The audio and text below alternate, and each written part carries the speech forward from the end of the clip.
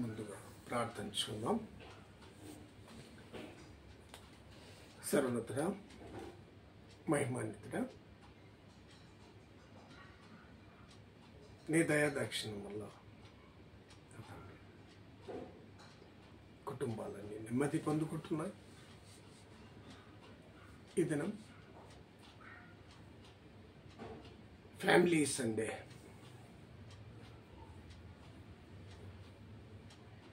కుటుంబ ఆదివారం, కుటుంబం స్వస్థతకు నిలయం. ఈ కుటుంబ ఆదివారంలో తండ్రి కుటుంబాల్లో నెమ్మది ఎక్కడి నుంచి వచ్చును? నాకు సహాయం ఎక్కడి నుండి దొరుకును? పైనుండి వచ్చును. కనుక మా తండ్రి, మానవుడు కుటుంబంతో ఉంటున్నాడు కనుక అతనికి సహాయం లేకుండా కుటుంబం లేదు. ఆ సహాయమే పైనుండి దిగి వచ్చి ఆ సహాయం అందిస్తున్న దేవానికి స్తోత్రం. కింద ఉండి పొందుకున్నటువంటి కుటుంబాల మీద నీ కనికరం ఉంచుతున్న దేవానికి స్తోత్రం. ప్రతి కుటుంబం నీ వలన కట్టబడుతుంది, నీ ద్వారానే నింపబడుతుంది, పిల్ల పాపలతో వర్ధిల్లుతుంది. నీ సహాయం లేకుండా, నీవు లేకుండా లోకం లేదు, నీవు లేకుండా మానవ మనుగడ లేదు. నీ వల్లనే మానవుడు ఉద్భవించాడు, నీ వల్లనే కుటుంబాన్ని నిర్మించుకున్నాడు, నీ వల్లనే పిల్లలను కనుక్కున్నాడు, భార్యతో పిల్లలతో కుటుంబంగా ఉన్నాడు. ఆ కుటుంబ క్షేమాన్ని బట్టి దినమున నీ గురించి వర్ణించబోతుండగా నాలో నీ ఉండి మంచి స్వరమై మంచి మర్మంతో మంచి ఆలోచనతో ఈ దినమున మాట్లాడమని నజరేయుడైన యేసుక్రీస్తు నామమున బ్రతిమలాడి వేడుకొంచుంటున్నాం తండ్రి. ఆమేన్. ఆమేన్.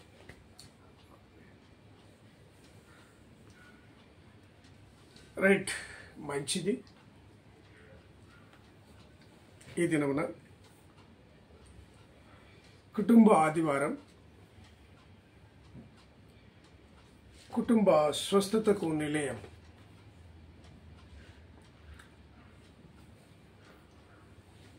స్వస్థత అంటే ఏంటి? స్వస్థత అనేది దేనికి అవసరం? మానవుడు తను వెళ్తున్నటువంటి మార్గములో బలహీనతలు, బాధలు, వేదనలు, అనారోగ్యములు, ప్రతి విధమైన సమస్యల గుండా మానవుడు వెళ్తూ ఉంటున్నాడు. ఆ కారణం చేతనే కుటుంబములు ఎంతగానో వేదనలకు గురవుతుంటున్నాయి. ఈ వేదనల నుండి బయటపడేయాలంటే సృష్టి నిర్మాత, సృష్టికర్త అయిన దేవదేవుణ్ణి ఆధారం చేసుకున్నప్పుడు సమస్యల నుండి బయటపడవచ్చునది స్పష్టంగా వాక్యమైన దేవుడు దినమున వెల్లడిపరుస్తూ ఉంటున్నాడు. ఆ కుటుంబాన్ని ఎలా కట్టుకోవాలి? మొట్టమొదటిగా కుటుంబాన్ని నిర్మించినటువంటి దేవదేవునికి స్తోత్రం. ఆనాడు మొదటి కుటుంబం నిర్మాణం చేసినటువంటి దేవుడు ఈనాడు నీ కుటుంబం నా కుటుంబం వర్ధిల్లుటకు కారణమైనటువంటి దేవదేవుడికి కృతజ్ఞతగా నీవు ఈ దినమున ఉండవలసి ఉన్నది. ప్రియమైన దైవ సంగమా, ప్రతి ఒక్కరము కుటుంబ యజమానికి, కుటుంబ యజమానురాలు భయపడినట్టే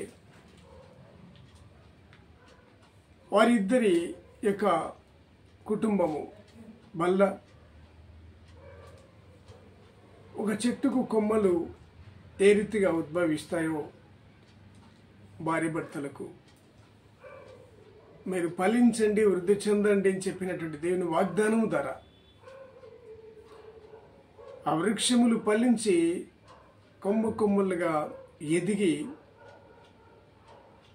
పువ్వులు పండ్లు ఎలా ఫలిస్తున్నాయో మానవుడు కూడా భార్యాభర్తలుగా నిలబడి, కుటుంబంగా నిలబడి, పిల్లలు కనుకొని ఎదుగుతున్నట్టుగా మనం చూస్తుంటున్నాం. ఇవన్నీ కారణములకు భూమిలో వేసిన విత్తనం వేసినటువంటి అతనికి మాత్రమే తెలుసు. ఎలాంటి విత్తనం భూమి మీద విత్తాను, విత్తిన తర్వాత ఎలాంటి మొలక బయటకు వచ్చింది, ఆ మొలక ఎలా వృద్ధి చెందింది, అలాగూ కొమ్మలై విభజన చేసి ఎలా ఫలిస్తుంది, ఆ కొమ్మకు మరో కొమ్మ, ఈ రీతిగా ఆ వృక్షములు ఎలా పంటను అందిస్తున్నాయో మానవుడు కూడా అభివృద్ధి చెందుతున్నట్టుగా, పిల్లలతో వృద్ధి చెందినట్టుగా మనం గమనించగలం. ఈ వ్యవస్థను దేవుడు చేయకపోతే మానవునికి మనుగడ లేదు, మానవుడికి కుటుంబమే లేదు. కనుక ఆ దేవదేవునికి మనమందరం ఈ దినమున సరెండర్ అవ్వాల్సిన బాధ్యత ఉంటున్నది. ఆ కుటుంబాలు ఎలా ఉంటాయో ఒకసారి వాక్యములకు వెళ్ళిపోదాం. ఆదికాండం 33వ అధ్యాయము 1 నుండి 11 వరకు ఎవరైనా చదువుతారా? ఆదికాండం 33 1 నుండి 11 వరకు.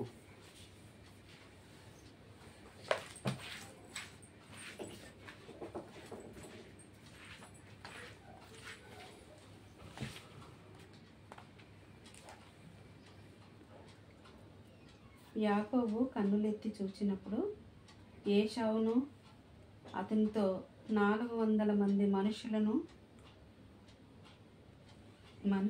వచ్చుచుండిరి. అప్పుడు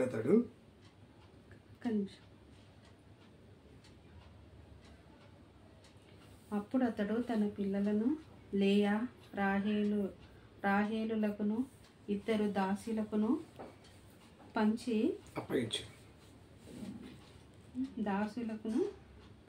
అప్పగించను.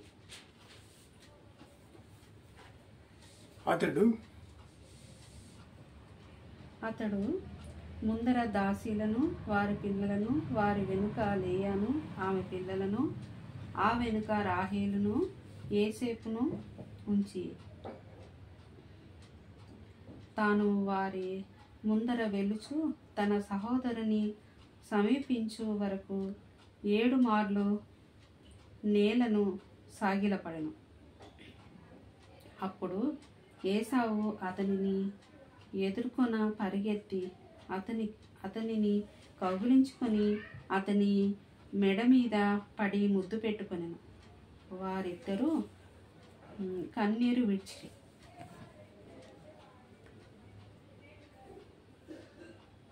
ఏశావు కన్నులెత్తి ఆ స్త్రీలను పిల్లలను చూచి, వీరు నీకేమి కావాలనని అడిగినందుకు అతడు, వీరు దేవుడు నీ సేవకునికి దయచేసి పిల్లలే అని చెప్పాను. అప్పుడు ఆ దాసీలను వారి పిల్లలను దగ్గరకు వచ్చి సాగిలపడి, లేయాయు ఆమె పిల్లలను దగ్గరకు వచ్చి సాగిలపడిరి. ఆ తరువాత యోసేపు రాహేలును దగ్గరకు వచ్చి సాగిలపడిరి. ఏశావు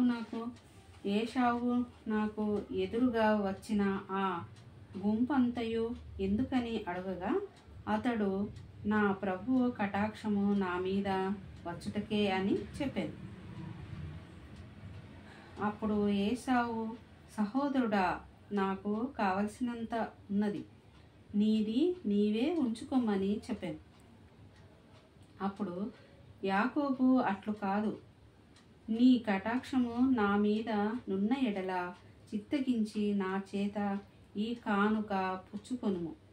దేవుని ముఖము చూసినట్లు నీ ముఖము చూచి తిని, నీ కటాక్షము నా మీద వచ్చినది కదా. నేను నీ యొద్దకు తెచ్చిన కానుకను చిత్తగించి పుచ్చుకొను. దేవుడు నన్ను కనికరించెను, మరియు నాకు కావలసినంత ఉన్నదని చెప్పి అతని బలవంతము చేసెను. కనుక అతడు దాన్ని పుచ్చుకొని మనము వెలుదము, నేను నీకు. ఈ రీతిగా దేవుని కుటుంబము మనకు బైబిల్లో చూసినట్లయితే జీవ గ్రంథంలో ఇక ఇసాకు కుమారులు ఇద్దరు, ఏశావు యాకోబు, వారిద్దరూ ఒక తల్లి పిల్లలు. కొన్ని కారణాల చేత అన్న తమ్ములు వేరుపడి దూరంగా ఉన్నప్పటికీ ఒకానొక సమయం నా ఇద్దరు అన్నదమ్ములు కలుసుకొని వారి ప్రేమను చూస్తుంటే ఇది మంచి కుటుంబమా లేదా మనం ఎలా అర్థం చేసుకుందాం. ఎప్పుడో గర్భములో నుండి కూడా వారిద్దరూ పోట్లాడినట్టుగా మనం చూడగలం. రెబెక్కకు సంతానం లేనప్పుడు వారిరువురు భార్య భర్తలు దేవుని ముందర కూర్చొని వేడుకున్నప్పుడు, కవల పిల్లలను వారికి ఇచ్చినప్పుడు, వారు కలిసి తల్లి గర్భంలో పెనుగులాడుతున్నప్పుడు వాళ్ళ వైర్యాన్ని చూసి, ఆ వైరం జరుగుతున్నప్పుడు తల్లి గర్భములో వేదన కలిగి లేదా బాధ కలిగి నొప్పి కలిగి, అయ్యా నేను పిల్లల్ని ఇవ్వమని అడిగాను కానీ ఈ కడుపులో బాధ ఏంటి అని చెప్పి దేవుని ముందర మొరపెట్టుకున్నప్పుడు, అమ్మ నీ గర్భంలో 2 శిశువులు ఉన్నాయి, పెద్దవాడు చిన్నవాడికి దాసుడుగా ఉంటాడు అని దేవుడు చెప్పినటువంటి వాగ్దానం మేరకు వారిరువురు గర్భం నుండి తల్లి గర్భంలో జన్మించిన తర్వాత గర్భంలో ఉన్నప్పుడే ఆ వైరం ఆరంభమైనది. గర్భం నుండి బయటకు వచ్చిన తర్వాత కూడా వారి మధ్యన అరకొర చిన్న మొహమాటలతో యుద్ధం కలుగుతూనే ఉన్నది. ఏదో ఒక గొడవ కారణమవుతున్నాను నేను. అలాగని అన్నదమ్ములు గొడవ పడుతున్నారని చెప్పి పెద్ద ఇష్యూ చేసుకోవడానికి మనం అవసరం లేదు. అలాగని వాళ్ళకి కాలేదు. గర్భములో ఉన్నప్పుడే వారి యొక్క వేదనను దేవదేవుడు గమనించాడు. కనుక ఆ తల్లి అయినటువంటి రెబెక్కకు వారిద్దరూ ఏర్పడినప్పుడు, గర్భంలో ఉన్నప్పుడు, గర్భం నుండి బయటకు వచ్చినప్పుడు వాళ్ళ విధి విధానాలను దేవుడు తల్లికి వివరించినట్టుగా చూడగలం.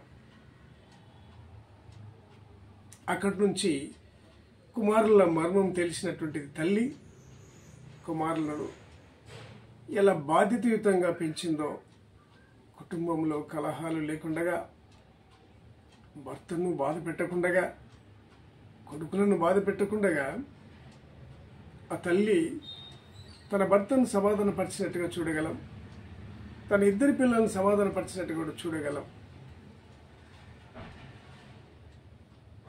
ఏదో ఒక రోజు పెద్ద కుమారుడైనటువంటి ఏశావుకు అతడు ఏ కారణం చేతనో కొన్ని సమస్యల గుండా వెళ్తున్నప్పుడు అతనికి కొన్ని ఇబ్బందులు వచ్చాయి. ఆ ఇబ్బందులు బట్టి అతడు తమ్ముణ్ణి దేహిని అడగవలసి వచ్చింది. చీమా ఎందుకు కుడితివే అని చెప్పి ఒక చీమను నేను ఒక మర్మం అడిగినప్పుడు, ఎందుకు నన్ను కుడుతున్నావు అని చెప్పి అడిగినప్పుడు, తెలిసో తెలియకనో మనము పక్కన కూర్చున్నప్పుడు ఏదో పరాధ్యానములు ఉంటామో, లేదా స్నేహితులతో మాట్లాడుతుంటామో, బంధువులతో మాట్లాడుతుంటామో, మన పక్కన వెళ్తున్న చీమ అది అంతగా అదే వెళ్తూ ఉంటారు. కానీ మనం ఏం చేస్తాం, అది వెళ్తున్నప్పుడు మనకు తెలియదు, అది వెళ్తున్న మార్గం మనకు తెలియదు. కానీ మనం కూడా దాన్ని చూడము, అది కూడా మనల్ని చూడదేమో. ఒకవేళ అది మన శరీరానికి అది తగిలిందో దానికి మనం అంటుకున్నాము, కానీ అదైతే మనకు హాని తలపెట్టినట్టే చూడగలం. అది కొరికినట్టుగా, కుట్టినట్టుగా, నొప్పినట్టుగా గమనించగలం. ఎందుకు కొడితేవని చెప్పి ఒకవేళ ఆ చీమను నీవు నేను ఈ దినమున అందరం కలిసి ప్రశ్న అడిగినప్పుడు, నా పుట్టులో ఏలు పెడితే నేను కుట్టనా అనేటువంటి సామెత మనం గమనించగలం. ఎందుకు కారణం చేతనంటే, అతడు ఆ చీమను ఒకవేళ తగలకపోతే ఆ చీమ కుట్టకపోనేమో, ఆ నొప్పి అతనికి కలగకపోనేమో. ఆ రీతిగా తన అన్న ఏ కారణాల గుండా వెళ్ళాడో అతనికి కొన్ని ఆకలి దప్పులు ఏర్పడ్డాయి. ఆకలి దప్పులు ఏర్పడ్డప్పుడు తమ్ముడు తల్లిదండ్రి దగ్గర నెమ్మది పొందుకుంటూ ఉన్నప్పుడు ఆకలి గురించి, తమ్ముడు నేను ఆకలి కొంటున్నాను, నాకు ఆకలిగా ఉన్నది, నాకు ఏదో కొంచెం కాయగూర నీ దగ్గర ఉన్నది, అది పెట్టవా అని చెప్పినప్పుడు తమ్ముడు కూడా కొంచెం డిమాండ్ చేసినట్టుగా ఉన్నది. నీ జ్యేష్ఠత్వం నాకు ఇస్తే నేను నీకు ఈ కూరని ఇస్తాను, నేను ఈ జ్యేష్ఠత్వం నాకెందుకు, నేను చనిపోతున్నాను, ఆకలికి చనిపోతున్నాను, అదేదో నాకు ఇచ్చేసి ఆ వంటకం లేదా ఆ కూర నాకు ఇచ్చేసి నాకు దగ్గర నేను నీకన్నా ముందుగా పుట్టాను అనే జ్యేష్ఠత్వం అది నువ్వే తీసుకోనని చెప్పి తమనికి ప్రేమపూర్వకంగానే ఆ జ్యేష్ఠత్వాన్ని అప్పగించినట్టు చూస్తుంటున్నాం. ఈ కారణం చేతనంటే ఏ ఒక్కరైనా ఏ వస్తువు మనం పొందుకోవాలన్నా దానికి తగిన సరిపడ నాణ్యం ఇచ్చి తీసుకోవాల్సినది. ఒక వ్యక్తి దగ్గర వస్తువులు ఉంటాయి, ఒక వ్యక్తి దగ్గర కాయిన్స్ ఉంటాయి. వస్తువులు ఉన్న వ్యక్తి వాటిని ఎలాగైనా అమ్ముకోవాలనుకుంటాడు, కాయిన్స్ ఉన్న వ్యక్తి ఎలాగైనా అవి కొనుక్కోవాలనుకుంటాడు. ఆ రీతిగా తమ్ముడి దగ్గర ఆహారం ఉన్నది, అన్న దగ్గర ఆహారం లేదు. ఆ రీతిగా అన్న వచ్చేసి తమ్ముడిని అడిగాడు, నాకు ఆహారం పెట్టు, నేను ఇబ్బందుల్లో ఉంటున్నాను అని చెప్పి అడిగినప్పుడు అతడు ఈ జ్యేష్ఠత్వాన్ని అడిగాడు. అతడు అడగకపోతే ఆ జ్యేష్ఠత్వాన్ని ఈయన ఆహారం అడగకపోతే ఆయనే అడిగాడు కనుక అక్కడ ఏమో జరిగిపోయింది. ఇక్కడ కూడా మనం చేసే క్రియలను బట్టి కుటుంబం విచ్ఛిన్నమవుతుంది, మనం వెళ్తున్న మార్గాలను బట్టి విచ్ఛిన్నమవుతుంది. ఈ కారణం చేతనంటే మనుషులతోని కానీ కుటుంబంలోనే ఎవరితోనైనా కానీ చిన్నవాడికి పెద్దవాడితో అవసరం పడుతుంది, పెద్దవాడికి చిన్నవాడితో అవసరం పడుతుంది, పిల్లలకు తల్లిదండ్రులతో అవసరం పడుతుంది. వీళ్ళెవరు కాదన్నప్పుడు బయటి వాళ్ళతోనే అవసరం పడుతుంది. అవసరం పడినప్పుడు నేను నీకు సహాయం చేస్తాను, నువ్వు సహాయం చేస్తావు అని చెప్పి ఒడంబడిక చేసుకొని ఈ యొక్క లబ్ధి పొందుకున్నట్టుగా చూస్తుంటున్నాం. అలాగని బయటి వ్యక్తులు సహాయం చేసినంత మాత్రాన అది కుటుంబ వ్యవస్థ అనబడదు. కుటుంబంలోని వ్యక్తులు ఒకరినొకరు ఆదుకున్నప్పుడు అది కుటుంబ వ్యవస్థ అంటారు. ఒక కుటుంబం ఒక కుటుంబానికి సహాయం చేసుకున్నట్టు అది కుటుంబమే. పనిచేసే వారికి వచ్చినది జీతమే కానీ దానం అని ఎంచబడదు. కనుక వీరిరువురు ఎంత అన్నదమ్ములైనా ఒకరికొకరు ఒకరి దగ్గర ఉన్నటువంటి వస్తువు ఒకరు మార్పిడి చేసుకోవడానికి ఒక చిన్న ఒడంబడిక అవసరమైనది. ఈనాడు మన కుటుంబాల్లో కూడా ఈ వ్యవస్థను మనం చూడగలం. ఇక్కడంటే రెబ్కా తల్లికి ఇద్దరు ఒకేసారి కవల పిల్లలుగా ఉంటున్నారు. కొందరు తల్లిదండ్రులకు కవల పిల్లలు కాకపోయినా ముందు వెనక ఉంటారు. కొందరికి సంవత్సరం గ్యాప్ ఉండొచ్చు, కొందరికి 3 సంవత్సరాల గ్యాప్ ఉండొచ్చు, కొందరికి 7 సంవత్సరాల గ్యాప్ కూడా ఉండొచ్చు.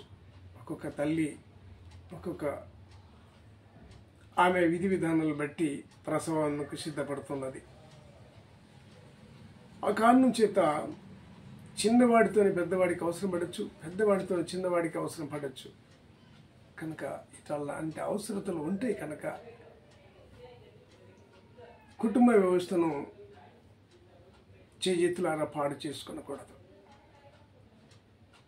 ఇక్కడ వీళ్ళ అన్నదమ్ముల వ్యవస్థను చూస్తుంటే ఆనాడు చిన్నప్పుడు ఏ కారణం చేతనో తన జ్యేష్ఠత్వాన్ని తమ్మునికి అమ్ముకున్నట్టు తిరిగి ఆశీర్వాదం కూడా తండ్రి చేత రావాల్సినటువంటి ఆశీర్వాదాన్ని ఒక తల్లి కనుక్కొని పెద్దవాడు తల్లిదండ్రికి వ్యతిరేకంగా ఉన్నాడు. తల్లిదండ్రుల మాట వినటం లేదు. అయినా నాడు దేవుడే నాకు చెప్పాడు కదా, పెద్దవాడి విధి విధానాలు బాగలేవు, అమ్మ నీ చిన్న కుమారుడే మంచిగా ఉంటాడు, చిన్నవాడికి ఆశీర్వాదం ఉంటుంది, పెద్దవాడు చిన్నవాడి యొక్క మార్గంలో నడవలసి వస్తుందనే విధానంగా దేవుడు చెప్పినటువంటి వాగ్దానం మేరకు ఆ తల్లి గుర్తుంచుకొని చిన్న కుమారుడికి ఆశీర్వాదాలు వచ్చేటట్టుగా తండ్రి దగ్గర చిన్న కుమారుడికి ఆశీర్వాదాలు ఇప్పించినట్టుగా చూడగలం. అక్కడి నుంచి తన యొక్క పెద్ద కుమారుడు తండ్రి ఆశీర్వాదాలను ఆశించినప్పుడు తన తమ్మునికి ఆశీర్వాదం పొందుకొని ఇద్దరు తల్లిదండ్రి కలిసి ఆశీర్వదించి తెలియనట్టుగానే తల్లి తెలిసి భర్త దగ్గర నుండి చిన్న కుమారుడికి ఆశీర్వాదం ఇప్పించినట్టు చూడగలం. ఆ ఆశీర్వాదం భర్తకు చెప్పి భర్తకు చూపు లేనప్పుడు గుడ్డివాడుగా ఉంటున్నప్పుడు చిన్న కొడుకు ఆశీర్వాదం ఇచ్చి, అమ్మా ఈ పొరపాటు నేను చేయకూడదు కదా,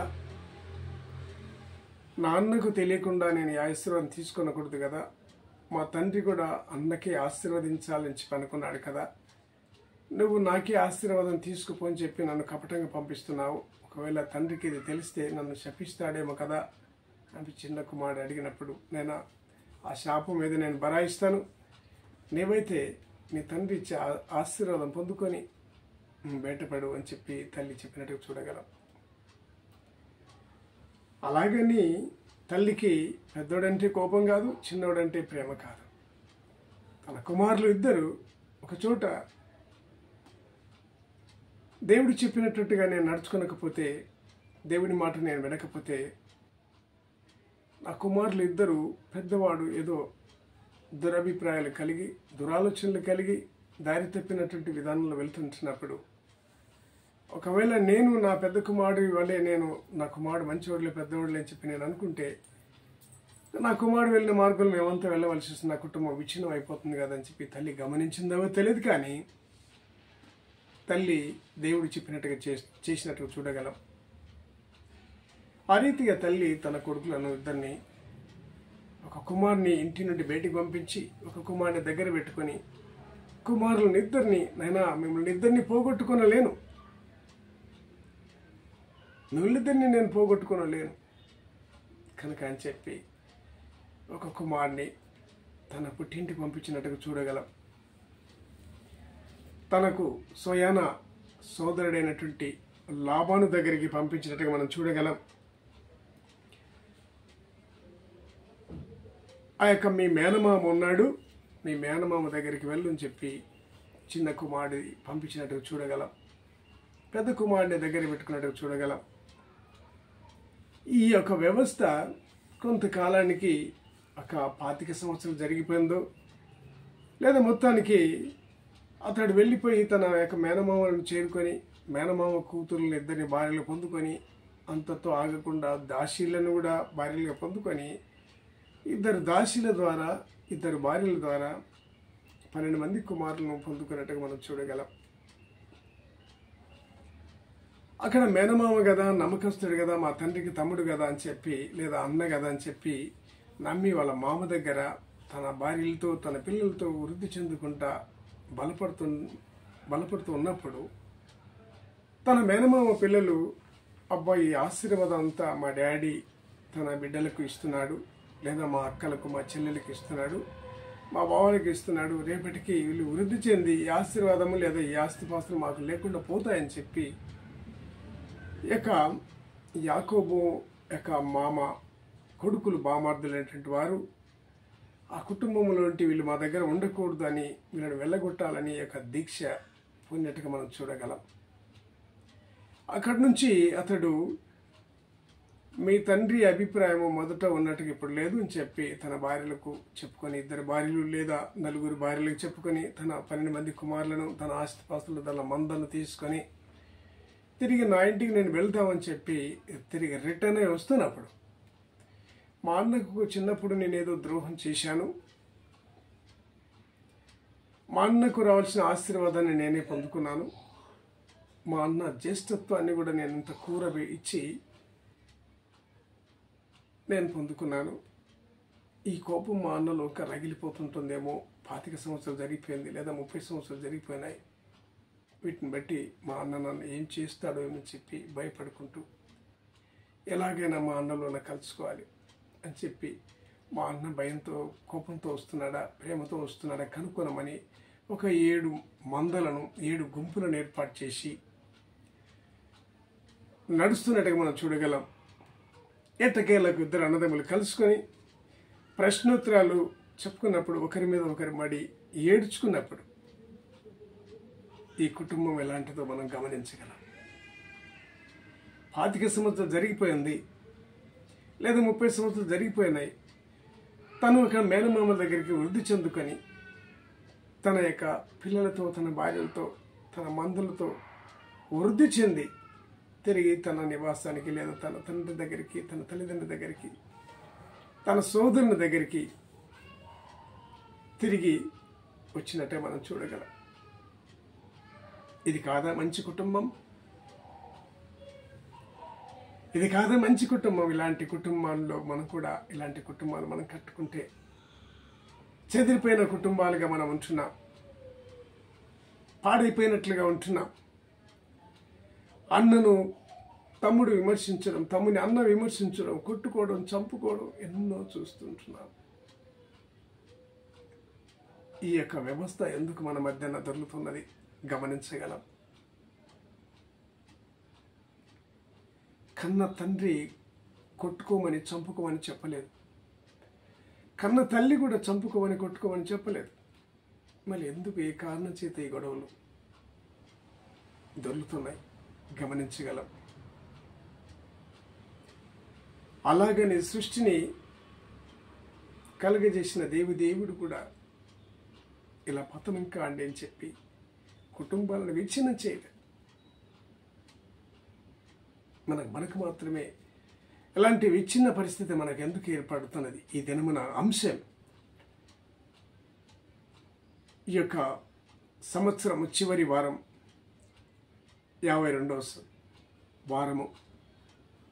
సంవత్సరానికి 365 రోజులు. చివరి వారంలో ఈ కుటుంబ వ్యవస్థను బట్టి దేవుడి దినమున మాట్లాడుతుంటున్నాడు. ఈ కుటుంబం మొదటి కుటుంబం లేదా రెండవ కుటుంబం బైబిల్లో, దేవుని వాక్యంలో, జీవ గ్రంథములో, పరిశుద్ధ గ్రంథములో ఈ వ్యవస్థ ఈ రీతిగా ఉన్నది. మన కుటుంబాలు ఎలా ఉన్నాయి? మన కుటుంబాల్లో మనం ఎలా పాత్ర పోషిస్తున్నాం? తండ్రి పిల్లల దగ్గర ఎలాంటి పాత్ర పోషిస్తున్నాడు? తల్లి ఎలాంటి పాత్ర పోషిస్తున్నది? అభిప్రాయ భేదాలతో తల్లిదండ్రులు కూడా పిల్లలకు పగ, ప్రతీకారం నేర్పుతుంటున్నట్టు మనం ఉంటున్నాం ఆ దినంలో. లేదా పిల్లల మీద కనికరపడి ఎటొచ్చి పెద్దవాడు నష్టపోకూడదు, ఎటొచ్చి చిన్నవాడు కూడా నష్టపోకూడదు అని చెప్పి తల్లిదండ్రులైన మనము, భార్య భర్తలైనటువంటి అందరము పిల్లల సహకారానికి, పిల్లల ఎదుగుదలకు పాటుపడుతున్నామా? ఏదో కారణం చేత పెద్దవాడికి తెలివి ఉండొచ్చు, అజ్ఞానం ఉండొచ్చు, పెద్ద చదువులు ఉండొచ్చు, పెద్ద ఉద్యోగాలు ఉండొచ్చు, లేదా చిన్నవాడికి అంతకంటే మంచి ఉండొచ్చు. అయినంత మాత్రాన ఇది నాది అని చెప్పుకొని, ఒకవేళ పసిపిల్లలకు తెలియదు, వారికి అనుభవం లేదు, అనుభవం లేకనే వెళ్తుంటున్నారు. ఏదో ఒక రోజున వాళ్ళు 25 సంవత్సరంలో అయిపోయిన తర్వాత ఏదో ఒక రోజున హాఫ్ సెంచరీకి వచ్చినప్పుడు కుటుంబ వ్యవస్థ, నా తండ్రి ఇలా ఉండేవాడు కదా, నా తల్లి ఇలా ఉండేది కదా, నా అన్న ఇలా ఉండేవాడు కదా, నా చెల్లి ఇలా ఉండేది కదా, నా తమ్ముడు ఇలా ఉండేవాడు కదా అని చెప్పి కనికరం రాకుండా పోదు. ఇక్కడ మన జీవ గ్రంథంలో ఈ కుటుంబము, ఏ విశ్వసనీయమైన కుటుంబం, అబ్రహాము ఇస్సాకు కుటుంబం, యాకోబు కుటుంబం అలా వర్ధిల్లుతుందో మనం చూడగలం. ఈనాడు మన కుటుంబాలు ఇటువంటి అవసరాలు లేవంటారా? ఉన్నాయి, ప్రతి ఇంటిలో ఉన్నాయి. ఈ సమస్యలు లేకుండా ఏ కుటుంబం లేదు. ఇదే కాదు, ఆనాడు మనం చెప్పుకున్నాం, చీమా నన్ను ఎందుకు కుడితివి అంటే నా పుట్టులో ఏలి పెడితే నేను కుట్టనా? ఆ రీతిగా ప్రతివాడు స్వయం కృపరాధమని చెప్పి స్వకీయమైన దురాశల చేత, నేత్రాశ, శరీరాశ, డంబమాశముల చేత పాపమున పడిపోయి కుటుంబానికి వేరైపోయి, తల్లిదండ్రికి వేరైపోయి, అక్క చెల్లెలకు వేరైపోయి, అన్నదమ్ములకు వేరైపోయి పతనమైనటువంటి కుటుంబాలు కూడా మనం చూడగలం. నాకు మాత్రమే గొప్ప తెలివింది, నేనే గొప్ప చదువుకున్నాను, గొప్ప తెలివింది, గొప్ప ఉద్యోగాలు ఉన్నాయి, నాకు తమ్మునితనం అవసరం లేదు, చెల్లితనం అవసరం లేదు, అక్కతనం అవసరం లేదు ఈనాడు మనం చెప్పుకుంటాం. కానీ ఆనాడు యాకోబు అలా అనలేదు, ఏశావు అనలేదు. అన్నదమ్ములు కలుసుకొని ఒకరినొకరు ఏడ్చుకున్నారే, మెడ మీద పెట్టుకొని కౌగిలించుకొని ఏడ్చుకున్నారే, ముద్దు పెట్టుకున్నారే. ఆ ప్రేమ ఈనాడు మనం కలిగి ఉన్నామా? ఓ అక్క, ఓ చెల్లి, ఓ తమ్ముడు, ఓ అన్న, ఇలాంటి ఆలోచనలు మనం కలిగి ఉన్నామా? ఏమై ఉంటున్నాం మనం? మన ఆలోచనలు ఏంటి? ఎలాంటి విధి విధానాలు వెళ్తుంటున్నా గమనించేవారం ఎట్టున్నాం. ఇంకా కొంచెం ముందుకు వెళ్దాం. కీర్తనలు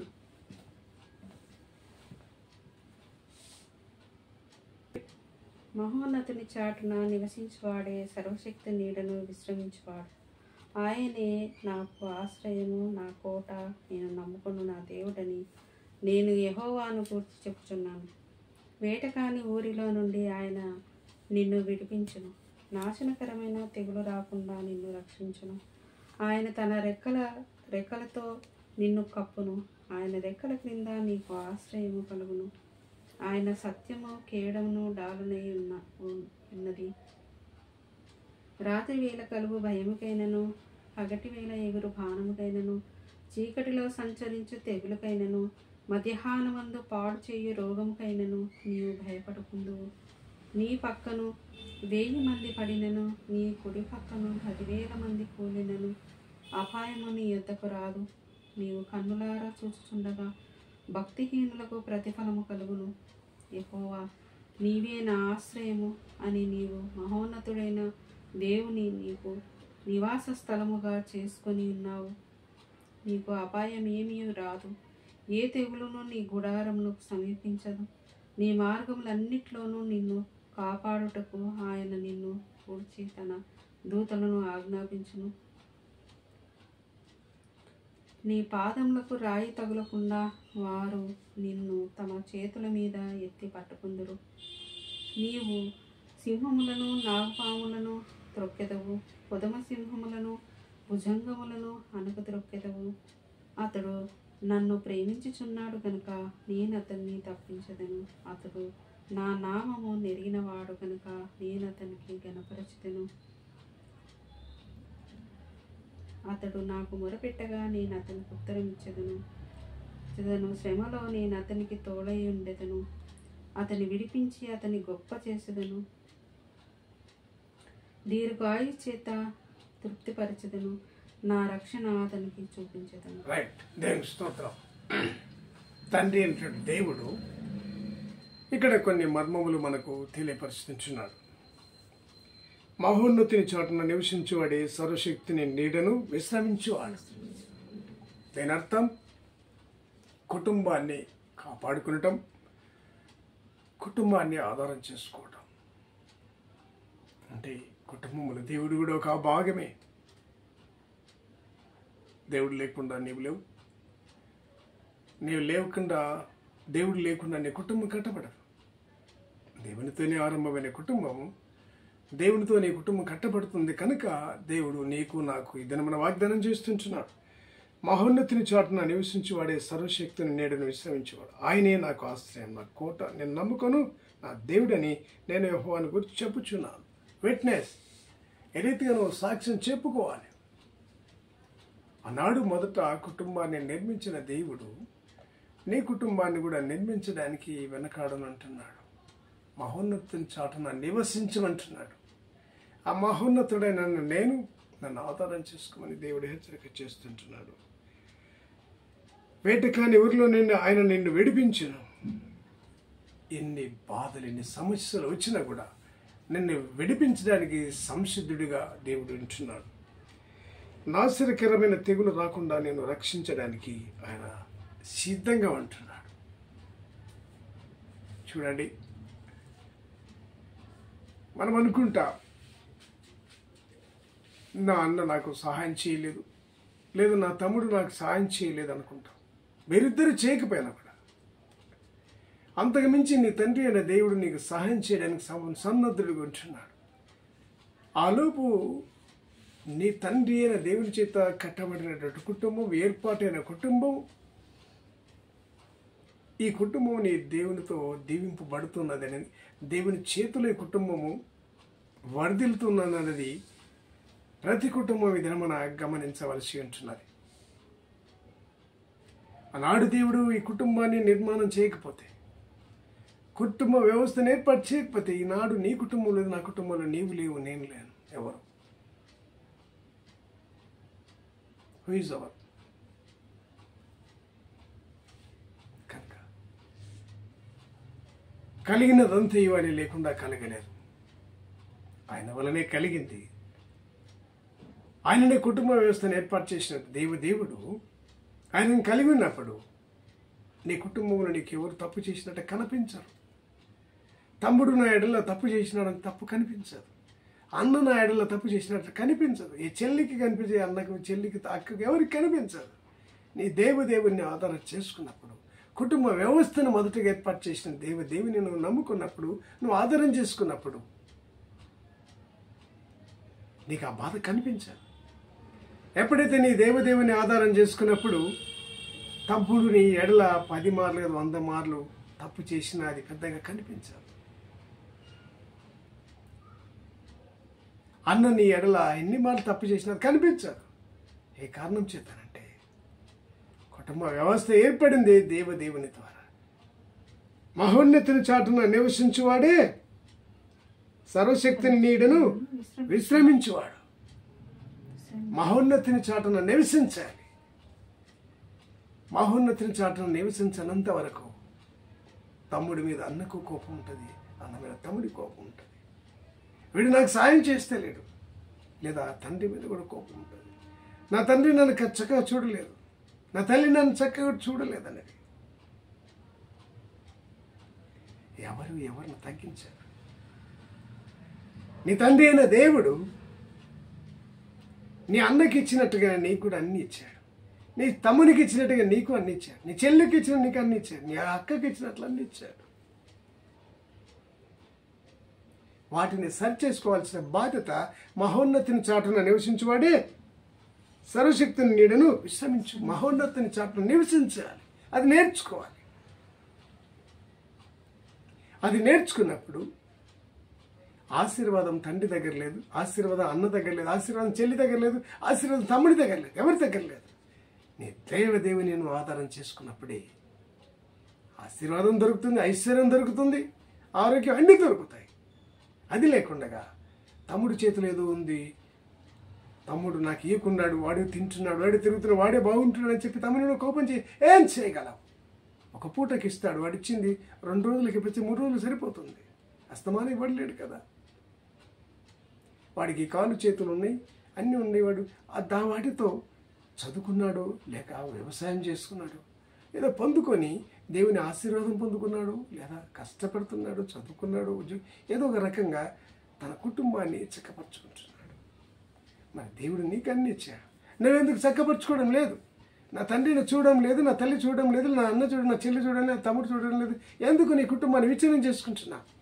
ఆనాడు వాళ్ళు విచ్ఛిన్నం చేసుకోలేదే, దావి లేక ఏశావు యాకోబు చేసుకోలేదే. నేవెందుకు ఈనాడు నీ కుటుంబాన్ని విచ్ఛిన్నం చేసుకుంటున్నావు? నీ తమ్మునికి వ్యతిరేకంగా నువ్వు వెళ్తున్నావు, నీ అన్నకు నువ్వు వ్యతిరేకంగా వెళ్తున్నావు, నీ చెల్లికి నువ్వు వ్యతిరేకంగా వెళ్తున్నావు, లేదా నీ అన్నకు. ఎందుకు ఈ వ్యవస్థ? నీకెందుకు?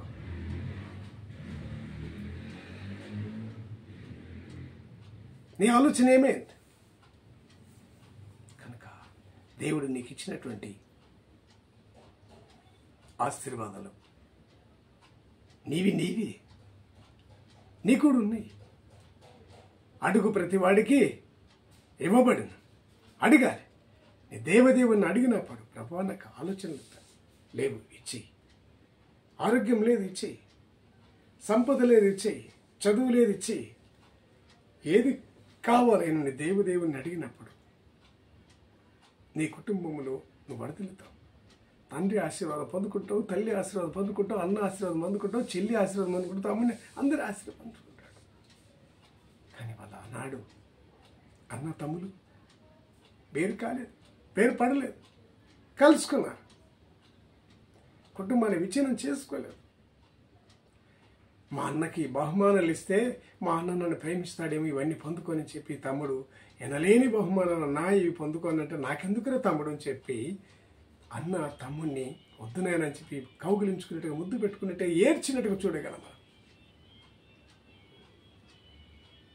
తమ్ముడేమో అన్న ఆశీర్వాదాన్ని డబ్బులతోనే కొనుక్కోవాలనుకున్నాడు. కానీ అన్న మాత్రం తమ్ముడు నాకు వద్దు, నాకు కూడా కావలసినంత ఉన్నది. ఎవడికి కావాలి ఈ డబ్బు, నీ ఐశ్వర్యం, నీ సంపద, నీ ఇదంతా ఎవడికి కావాలరా తమ్ముడు? అవసరం లేదు, నేను వట్టిగానే ప్రేమిస్తాను.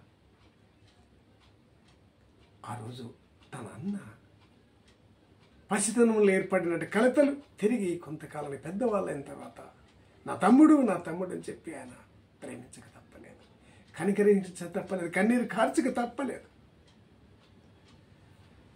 తమ్ముని చంపుకున్నాడా? తమ్ముని పోగొట్టుకున్నాడా? అలాగనే తమ్ముడు కూడా అన్నను పోగొట్టుకున్నాడా? అది జరగలేదే. ఈనాడు మన మధ్య ఎందుకు ఇలాంటివి జరుగుతున్నాయి? కనుక ఆశీర్వాదం నీ అన్న దగ్గర లేదు, ఆశీర్వాదం నీ తమ్ముని దగ్గర లేదు, ఎవరి దగ్గర లేదు, నా దగ్గర ఉన్నది. నీ తండ్రి అయిన దేవుని మహోన్నతుని చాటున నివసించువాడే సర్వశక్తి నీడను విశ్రమించువాడు. మహోన్నతిని ఆధారం చేసుకోవాలి. నీ దేవదేవుని నువ్వు ఆధారం చేసుకోవాలి. నువ్వు ఆధారం చేసుకున్నప్పుడు నీకు కలిగే మేలు ఏమిటి తెలుసు? ఆయన తన రెక్కలతో నిన్ను కప్పను. నీకేదన్నా గాలి తుఫాన్లు వచ్చినా, చెడ్డగాళ్ళు వచ్చినా, భయంకరమైన ఏ సమస్యలు ఉంటేనా తన రెక్కలతో నేను కప్పుతానంటున్నాడు. నీ బాగోగులంతా ఆయన చూడ్డానికి సిద్ధంగా ఉంటున్నాడు.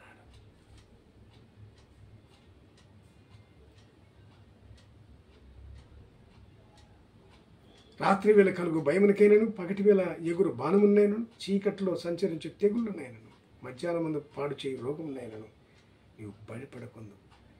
నీ పక్కన 1000 మంది పడినను, నీ కుడి పక్కన 10,000 మంది కూలినను, అపాయముని వద్దకు రాదని గ్యారెంటీ చెప్తుంటున్నాడు. అది నీ తండ్రి కూడా తన బిడ్డలకి అందరికీ చెప్పి ఉంటాడు.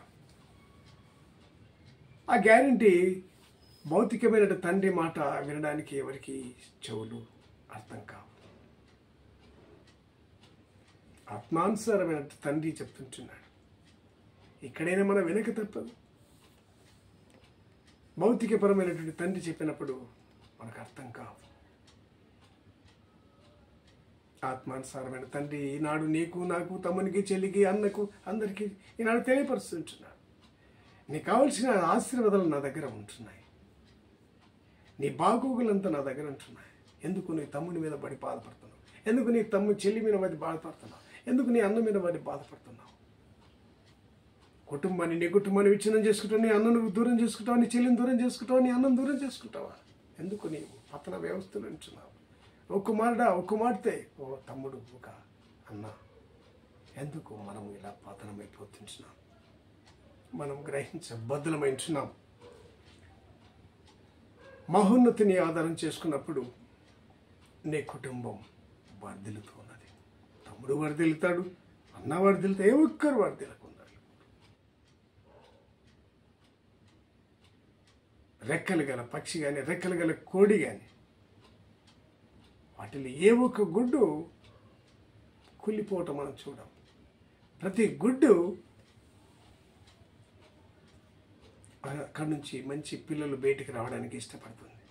తన గుడ్డు మురిగిపోయినప్పుడు అయ్యో నా గుడ్డు పాడైపోయినని చెప్పి ఆ తల్లి కోడికి అంత బాధ ఉంటుంది. ఇక్కడ కూడా భౌతికమైన తల్లి తండ్రికి అలాంటి పైన ఉంటుంది, అలాంటి నొప్పే ఉంటుంది. తనకు కలిగినటువంటి కుమారులు కానీ కుమార్తెలు కానీ ఏ ఒక్కరు పాడవుటయ్యే తండ్రికి తనకి ఇష్టం ఉండదు. అలాగని ఆత్మానుసారైన తండ్రి దేవునికి కూడా అంతకంటే ఇష్టం ఉండదు. తన పిల్లలు వర్ధిల్లాలనే ఆ తల్లికి తండ్రికి ఉంటుంది, కానీ లేదా సహోదరునికి ఉంటుంది, కానీ చెల్లికి ఉంటుంది, అన్నకు ఉంటుంది. ఏ ఒక్కరికి కుటుంబాన్ని పాడు చేసుకోవాలి, ఏ ఒక్కరికి ఉండదు. ఆనాడు మనకు మాదిరిగా ఏశావు యాకోబు నిలబడ్డారు. ఆ రీతిగా మనం వెళ్ళినట్లయితే ఏ కుటుంబానికి ఇబ్బందులు రావు. ముందుకెళ్దాం, మరొక వాక్యం తీసుకుందాం.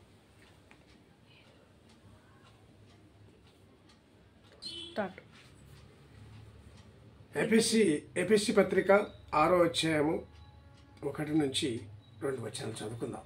చదవమ్మా.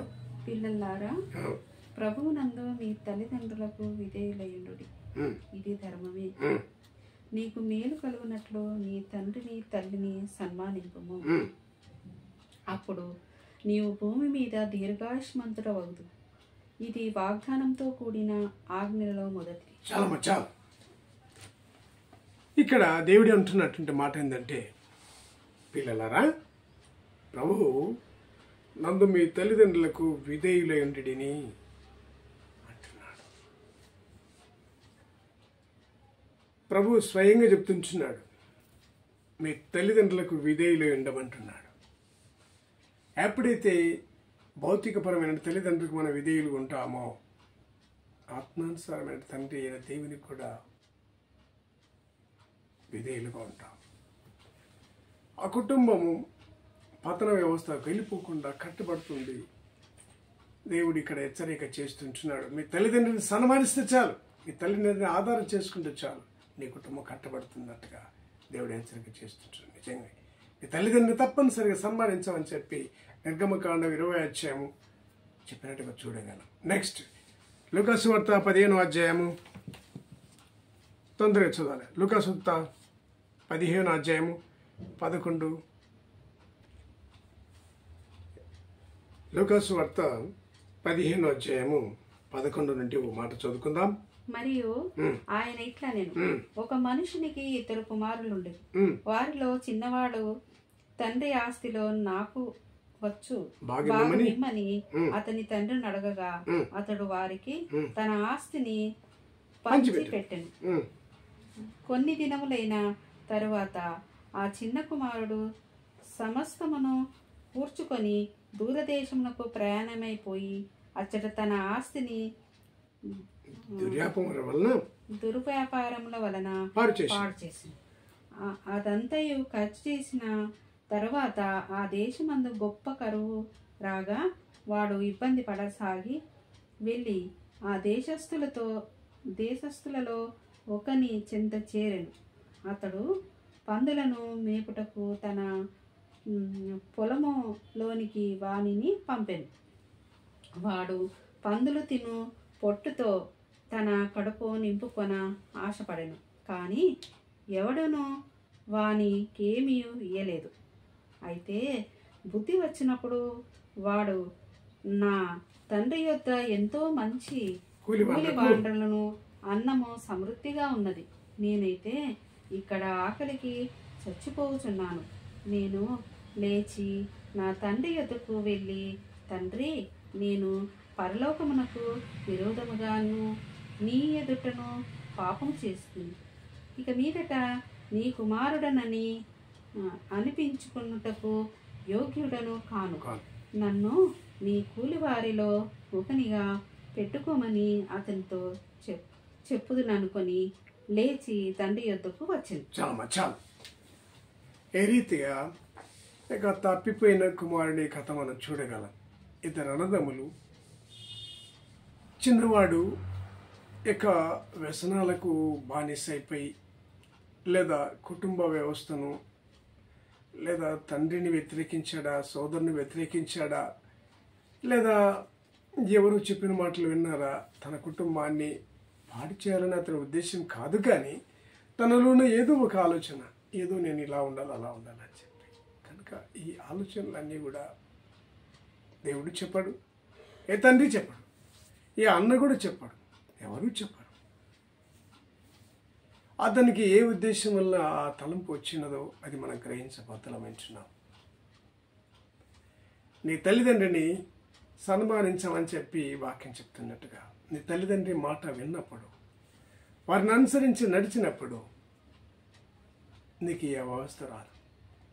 వారిని వ్యతిరేకించి, తల్లిదండ్రులు వ్యతిరేకించి, తన సహోదరుని, తనకంటే పెద్దవాడిని, అన్నను వ్యతిరేకించి తన పొలాన్ని, తన వాటను తీసుకొని వెళ్ళినప్పుడు తన వృద్ధి చెందకపోగా తీసుకుపోయినటువంటి ధనమంతా ఖర్చు చేసుకొని పతన వ్యవస్థలకు వెళ్ళిపోయి ఆహారం లేక, వస్త్రం లేక నలిగినట్టుగా చూడగలం. చివరకు పందులు తిన్న పొట్టుతోను కూడా కడుపు నింపుకున్నట్టు చూడగలం. ప్రతిరోజు పూటకొక ఏడు అతడు వేదన పడినట్టుగా చూడగలం. ఈ వ్యవస్థ అంతా ఏ కారణం చేత జరిగిందంటే అతడు తల్లిదండ్రులను వ్యతిరేకించినందువల్ల, తన తండ్రి అయిన దేవుని వ్యతిరేకించినందువల్ల ఈ అవస్థ ఏర్పడింది. కుటుంబాన్ని కాదనుకున్నప్పుడు ఇలాంటి సమస్యలు జరుగుతాయని చెప్పి ప్రతి కుమారుడు గ్రహిస్తే ఎంత బాగుంటుంది. ఇంట్లో పెద్ద కుమారుడు కావచ్చు, చిన్న కుమారుడు కావచ్చు. అయ్యో, నా తండ్రిని వ్యతిరేకించినందుకే కదా, నా తల్లిని వ్యతిరేకించినందుకే కదా, నా తల్లిదండ్రుల దేవుని వ్యతిరేకించినందుకే కదా నాకు ఈ వ్యవస్థ ఏర్పడింది. నా తండ్రి నాకు ఆస్తి ఏమన్నప్పుడు ఇచ్చాడు, కానీ దాన్ని వృద్ధి చేసుకోనకపోగా, నా తండ్రి మాట వినకపోగా, నా అన్న మాట వినకపోగా, నా కుటుంబం చెప్పినట్టు వినకపోగా, నా తల్లిదండ్రుల దేవుని మాట వినకపోగా నాకు ఈ కష్టాలు వచ్చి పడ్డాయి. తను పొందుకున్నదంతా ఏదో వృద్ధి చేసుకుందాం అనుకున్నాడు, కానీ వృద్ధి జరగదు. ఎందుకు జరగదంటే అతడు తల్లిదండ్రి మాట వినలేదు, దేవుడు చెప్పినట్టుగా వినలేదు. దేవుడు నీకు నాకు ఈ దినమున సంస్కారములు ఏర్పాటు చేశాడు, ఒక నిబంధన ఏర్పాటు చేశాడు. ఆ నిబంధన కట్టుబడి నడుచుకున్నప్పుడు కుటుంబాలు చక్కబడతాయి, బాగుపడతాయి. ఆ నిబంధనలకు వ్యతిరేకంగా నడుచుకున్నప్పుడు కుటుంబాలు పతనమైపోతాయి. కనుక మన పూర్వీకులు ఎన్నో వ్యవస్థల్లో మనకు మాదిరిగా కనపడ్డారు.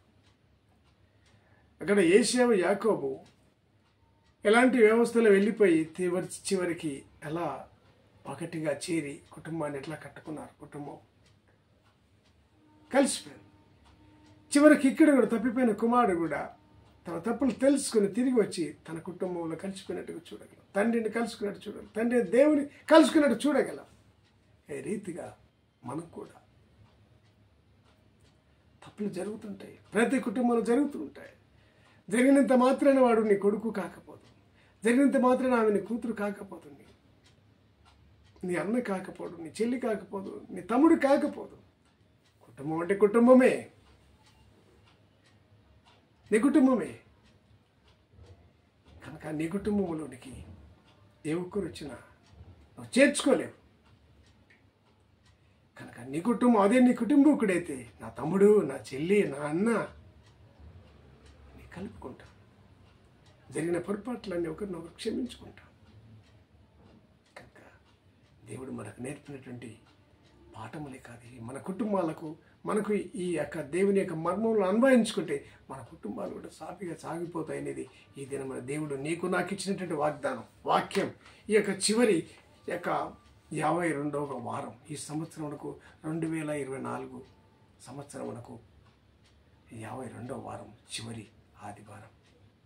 ఈ వారమునకు కుటుంబ వ్యవస్థను గురించి ఈ దినమును మనకు అందరికీ వెల్లడి చేసిన దేవదేవునికి స్తోత్రం చెల్లిద్దాం, ప్రార్థించుకుందాం. సర్వోన్నతమైన మిక్కిలి నా ప్రేమల తండ్రి, ఈ దినమున మంచి మర్మంతో కూడినటువంటి వాగ్దానం వెల్లడి చేసిన దేవ, కుటుంబాన్ని గురించి, కుటుంబ వ్యవస్థను బట్టి చక్కటి మర్మంతో బోధించిన దేవ, నా శరీరంలో మనసులో ప్రవేశించి మాట్లాడిన దేవ, నీకు వేలాది స్తోత్రం.